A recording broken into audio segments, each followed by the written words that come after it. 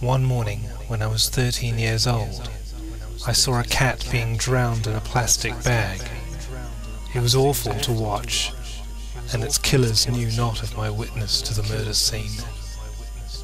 The body twitched and struggled for air as the life spirit desperately held on, but eventually it went limp and suffered no more, floating like a dead fetus in its watery grave.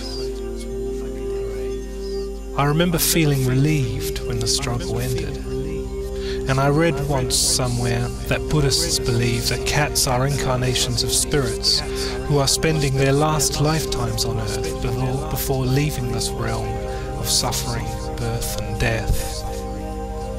What I didn't realize was that this was not the last I would see of this cat. Fast forward 20 years to the snowy Christmas of 2004, where myself and a friend of mine are house sitting in an old English town. Together we sit in the kitchen with flickering candles, wrapped in goat skins and woolen rugs, listening to good music, drinking wine, and for Christmas pudding, sacramentally eating a large bluish mushroom pie.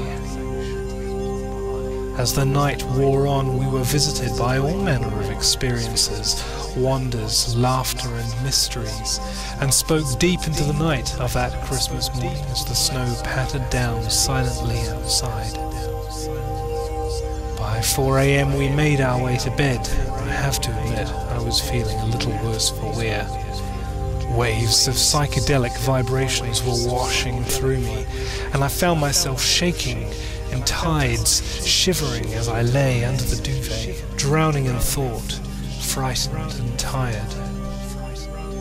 And then, out of nowhere, a soft padding of the house cat's feet made its way across the bed covers, over my friend, and finally onto my quivering chest. The weight of this alien being instantly anchored through me as I lay in awe as it sat sculptured and sphinx-like facing me in majestic calm and control. Its eyes and expression, not of that from Earth, but knowing something I did not know, from somewhere far away. It knew I was struggling, and it had come through from the darkness to help. I was out of balance, and my quivering tides were giving off waves of rainbow energy which I realized that its feline friend had come to collect. And as each wave of energy came through me, the cat purred. And as each tide went out, the purring subsided. This creature was balancing me by absorbing my excess energy and frustrations, and I was transfixed and amazed all at once. Soft paws and toe pads kneaded at my chest and danced on the spot in some kind of electromagnetic massage exchange. I had met the gentlest of succubi.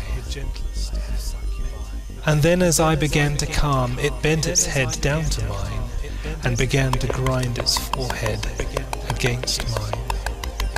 I couldn't believe what was happening, but I submitted to the wisdom of this amazing creature and let it do what work it saw fit. And as I closed my eyes, the cat began to crawl its way inside my head, and it made its way deep, deep down into the core of my being, as if it was searching inside of me for something. And it was. You see, the spirit of the cat who drowned before me those many years before hadn't left Earth at all, but had found refuge in me, and somehow had become prisoner to its solace until now.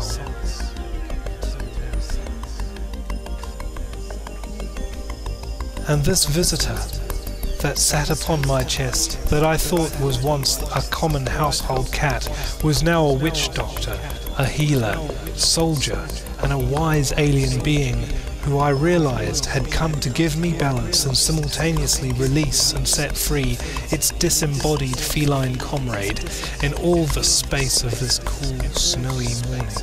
My friend watched on with amazement too, and somewhere in this madness we fell asleep. When we awoke, I knew my love and respect for cats would forever be changed.